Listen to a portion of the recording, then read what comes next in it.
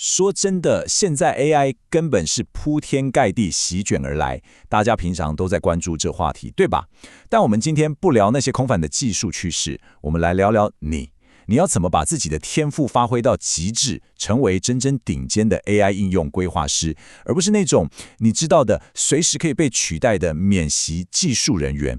今天这份解析就是要帮你把职涯的主导权稳稳的给拿回来。接下来我们会很快带过4个重点，首先是大家常踩的 AI 平庸陷阱，接着帮你找出专属的3种 AI 天赋配方，再来教你怎么重塑注意力跟环境，最后我们会聊聊怎么打造你专属的 AI 瓦尔登湖。好，我们先来看看第一部分，也就是那个让很多人吃尽苦头的 AI 平庸陷阱。大家可以先扪心自问一下，为什么有那么多充满热情的人疯狂追逐 AI 这波热潮，最后却把自己给燃烧殆尽了？他们每天死背程式码，盯着荧幕硬啃底层逻辑，眼睛都快花了。结果呢，就是撞上一道无形的墙，觉得超级无力。其实根本原因就在于，他们一开始就忘了先去丈量自己的天赋到底在哪里。讲到底，这跟我们大脑里一个叫做网状激活系统，简称 RAS 的机制有关。你可以把它想象成大脑的机会过滤器。当你硬逼自己去做那些大脑根本不擅长的技术工作时，这个系统就会瞬间被挫折感给淹没。最可怕的是什么，你知道吗？它会为了保护你，直接在潜意识里把周遭的机会全部过滤掉，让你觉得天哪，我什么办法都想不到。我们来做个超明显的对比。假设一个人他超会跟人沟通，也就是人际智能很高，但偏偏逻辑智能不怎么样，结果他跑去死命钻研机器学习的演算法，哇，那绝对是一场灾难。他只会充满挫折，变成一个被注意力拖着走的无奈乘客。反过来说，如果你能认清而且精准对齐自己的天赋，把注意力放在核心优势上，那绝对能迎来爆发性的成长。那我们要怎么对齐呢？这就来到我们的第2部分，找出你的3种 AI 天赋智能配方。我们会用到哈佛大学著名的多元智能理论。拜托，真的不要再用程式码败得多溜这种单一标准来衡量自己了。真正的 AI 专精是懂得把自己的智能组合画成一张地图，然后精准对应到适合你的特定 AI 领域里。你看这里划分的角色需求其实非常有意思，像机器学习不是只要逻辑好就好哦，它还超级吃你的空间视觉能智，因为你得在脑袋里把复杂的神经网络立体化，同时还需要语文智能来下达精准的 LLM 指令。但是如果你看的是大数据领域，那就完全不一样了，它更需要的是自然观察者跟人际智能。你得在乱七八糟的数据海里，像观察大自然生态一样，敏锐揪出隐藏的趋势跟人类的行为动机，这就是天赋差异造成的绝对优势。那如果你野心比较大，想当个跨领域的全能型规划师呢？这时候你需要的是一种高频率的共振。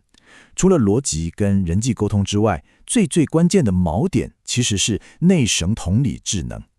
在这个变动超快的 AI 时代，强大的内省能力能帮你稳住阵脚，管理焦虑。而且在遇到那些很难的科技伦理两难时，你能够像平常聊天一样，很自然地去反思科技带来的影响，而不是只会照着 SOP 念稿。了解自己的天赋配方之后，接着进入第3部分，重塑注意力与外在环境。我们要把主导权给抢回来。要怎么做呢？这里有3个具体的步骤。这可不是随便听听就算了，这是真的能把你的天赋、注意力跟环境彻底融合的实战策略。